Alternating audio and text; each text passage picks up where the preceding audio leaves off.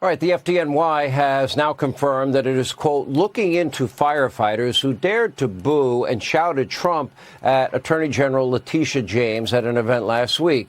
But they insist the probe is about professionalism, not politics. Oh, okay.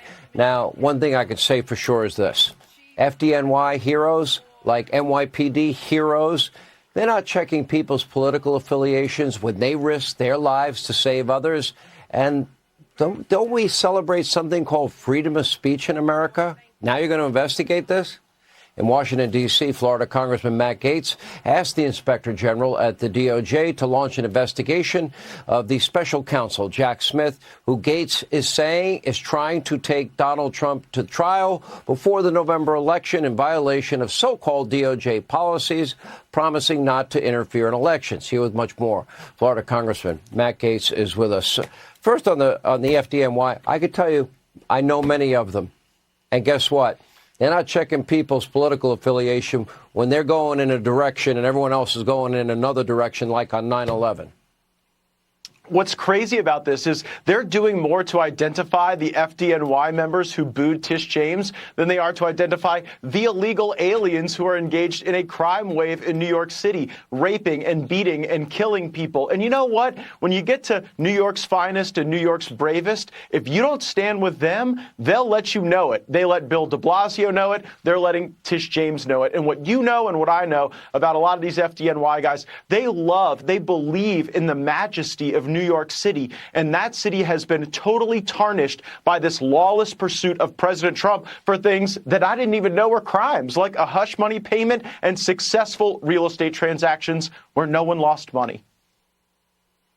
No one lost money, and there was a disclaimer, and you have a judge that was far more guilty of phony valuations than anything the Trump people were even accused of. Unbelievable.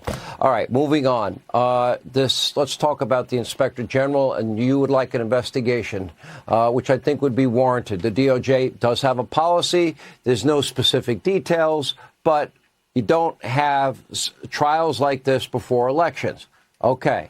Well, we're supposed to start one later this month. Do you expect a response? What do you plan to do? Here's what I know. The last time there was a big election interference endeavor, it was indeed the Inspector General who revealed the text messages between the lovebirds Strzok and Page and the little insurance policy they had. Well, Jack Smith right now is engaging in explicit election interference. He is the insurance policy, except now they're trying to ensure that the trial occurs before the election. If you look at the Amy Coney Barrett concurrence in the Colorado case, she makes specific note of the fact that this is all erupting during a political season.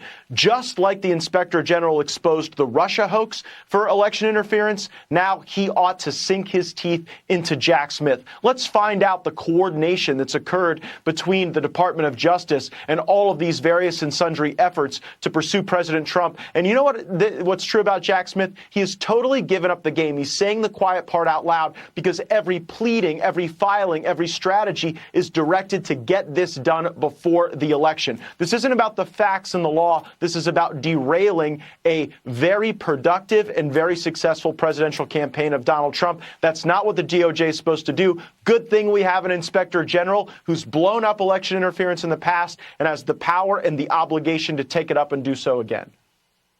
It's good. I think it's a great approach you have. It's going to be interesting to see how they come down on this. It's interesting. These things all happened years ago, but they just magically scheduled the trial in an election year, and where Donald Trump would do better on appeal, that would be post-election.